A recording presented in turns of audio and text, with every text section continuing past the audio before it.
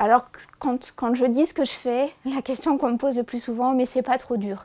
Et je leur dis que non, voilà, la cancérologie pédiatrique c'est très riche, on crée des liens avec les familles et les patients et que c'est vraiment très très enrichissant que de travailler dans ces services-là.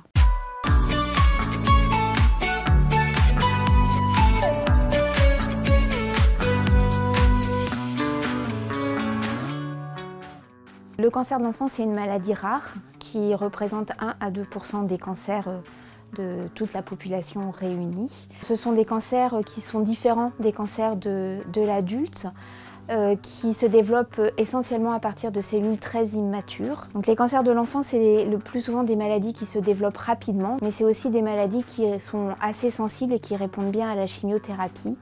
Et on guérit un peu plus de 80% d'un enfant atteint d'un cancer, même si malheureusement il y a encore certaines formes de cancer qu'on ne sait pas traiter et que ça reste la deuxième cause de mortalité infantile dans les pays développés.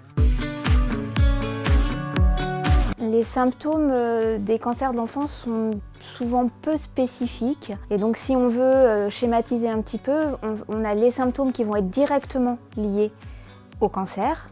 Par exemple, on va palper une boule dans le ventre de l'enfant, ou il y a une masse qui va apparaître au niveau d'un de ses membres, il peut y avoir des ganglions qui grossissent et qui deviennent durs à différents endroits du corps. Et puis, il peut y avoir les symptômes qui sont indirectement liés au cancer. Par exemple, on peut être gêné pour respirer, avoir besoin de mettre plusieurs oreillers pour dormir, parce que la masse va comprimer les voies respiratoires, ou alors on a mal à la tête, on vomit, ou on peut avoir des douleurs qui vont persister, qui vont réveiller la nuit.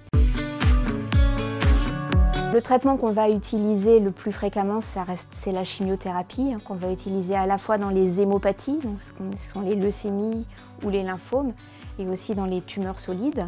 Depuis à peu près les années 2000, on va aussi utiliser ce qu'on appelle des thérapies ciblées qui vont aller directement agir sur une anomalie qu'on va retrouver sur la cellule cancéreuse. Et on peut aussi utiliser ce qu'on appelle l'immunothérapie, où en fait on va se servir du système immunitaire du malade pour qu'il se défende contre sa maladie en le stimulant par l'injection par exemple d'anticorps.